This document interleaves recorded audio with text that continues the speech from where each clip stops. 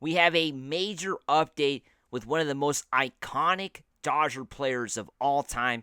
I'm here to tell you all about it. Also, we got an update on the Dodgers NLCS plans for Game 3, and I'm going to break it down for you right here in this video. Make sure to subscribe to the channel. We've now gotten about 12% of you, the ones that are watching these videos, who have already subscribed, but 88% of you have not hit that subscribe button yet. Myself, Mike Nelson, and Brad J are bringing you everyday Dodger videos on, this channel, Dodgers Digest. We're the best Dodgers channel out there.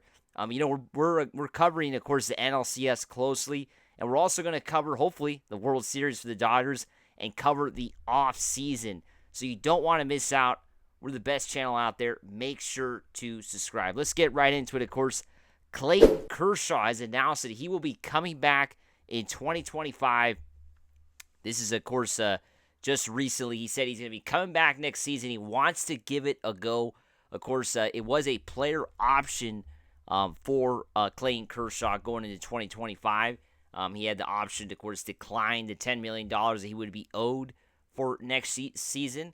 But he decided he didn't want to do that. He wants to opt in and give give it a go for next year, which is, of course, big news because Kershaw, as we know, has not been really a factor for the Dodgers, especially this season, right? With all the injuries, pitched very little this year, and there was, at least personally, I was wondering whether Kershaw would consider retirement with all of the injuries that he has had.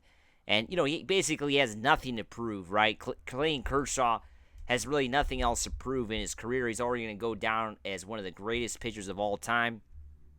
Probably going to be a Hall of Famer. Despite, of course, as we know, the tough playoff numbers, had trouble in the playoffs outside of the 2020 bubble season. Really, in all the other years, he definitely had, some tough starts in some of his games. But basically has nothing to prove, but he still wants to come back. Like he talked about, he said he had some tough luck with his foot this year, but he wants to make use of that shoulder surgery. This was in an interview with Fox Sports. He doesn't want to have surgery, on the foot and then have to shut it down, right? So he wants to come back, give it a go, and see how it goes. So, first thoughts is, well, Kershaw at this point is more of a figure that the Dodgers are using for, just to help the young players out. Because to think that Kershaw is going to really make an impact in 2025 in terms of being a solid starter that's going to pitch every 5 days, and be be anything that he used to be is kind of not realistic at this point, right? Clayton Kershaw is going to be 37 years old when the 2025 season kicks off. 37 years old. And that's of course, it's not old as a person, but it's definitely old if you're talking baseball, right? Pitching, especially with the way these guys are going at this point. I mean, their careers, as we know, have been shortened by a lot of these guys' careers have been shortened. At a point where I don't think anybody is comfortable. And 37 years old is already asking a lot for from a pitcher, right? And yeah, that's another thing too that I wanted to bring up with this story is that Clayton Kershaw, as we know, is inching toward 3,000 strikeouts, right? I mean, that's a huge accomplishment, to say the least. He finished this year with 2,968 strikeouts. So that's a big one, right? That is a big one that I think Kershaw wants that he wants to get to.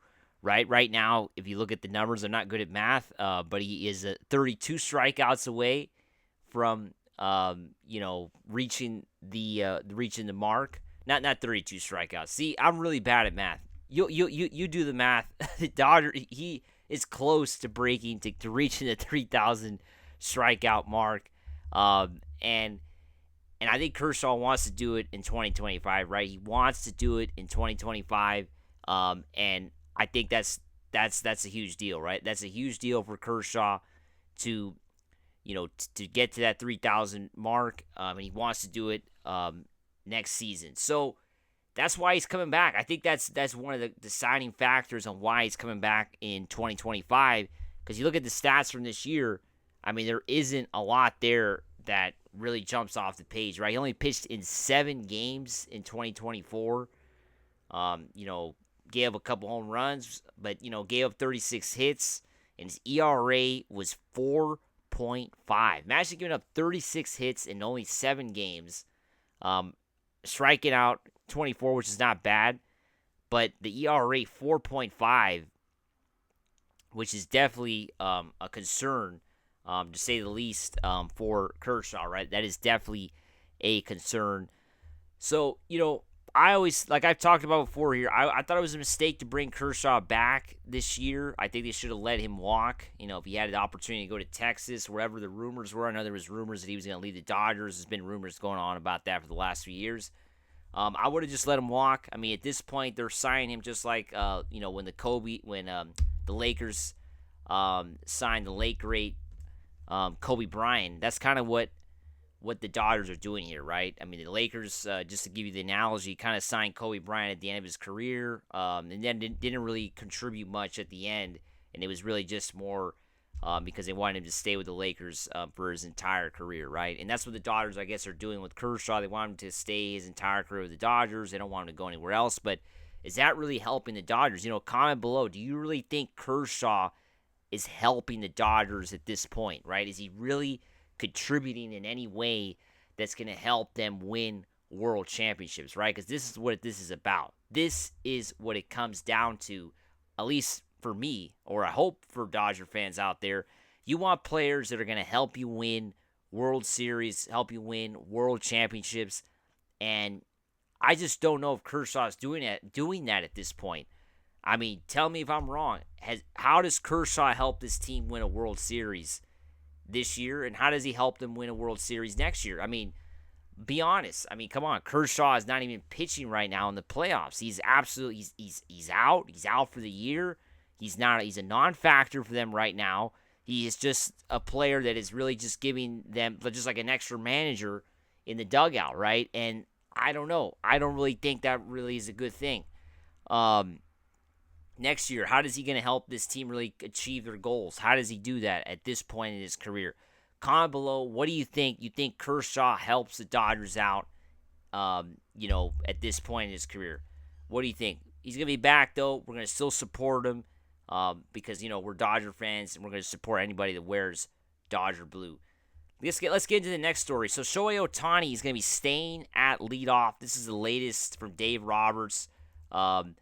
Dodgers going to be keeping Ohtani at leadoff for NLCS Game 3, which is going to be, of course, tomorrow night at Citi Field in New York. The series is tied 1-1 in a massive, series to say the least, because this is for the National League pennant. And Dave Roberts talked about Ohtani's struggles. We know he's going 0 for 19 when the bases are empty in the whole entire playoffs this year.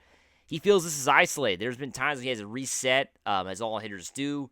And sometimes certain pitchers trigger some bad habits, and you got to identify that to reset. So to think I'm going to move Shohei to the 4 or 3, that's just not going to happen. And I agree. I think Shohei Ohtani's got to stay at the leadoff position. He's got to stay as a leadoff batter. That's what he was for a good portion of the year. Once he switched with Mookie Betts, I remember Mookie Betts was leadoff, and then Shohei was batting second. The Dodgers switched that over. He's got to stay lead off. You got to have that stolen bases threat, which Ohtani is always going to be now at this point of his career. He's still stealing bases and is still a threat on the bases. That's why you have him lead off, and also to avoid the intentional walk. Because if you move him to 3 or 4, you're going to have that threat of him being walked every time there's runners on. So you got to keep him in the lead off. I know he's struggling right now, but you got to hope, you got to believe that he's going to turn that around, because this is one of the best players, if not the greatest baseball player we have ever seen, at least in our modern era. Make sure to subscribe, and let's go Dodgers.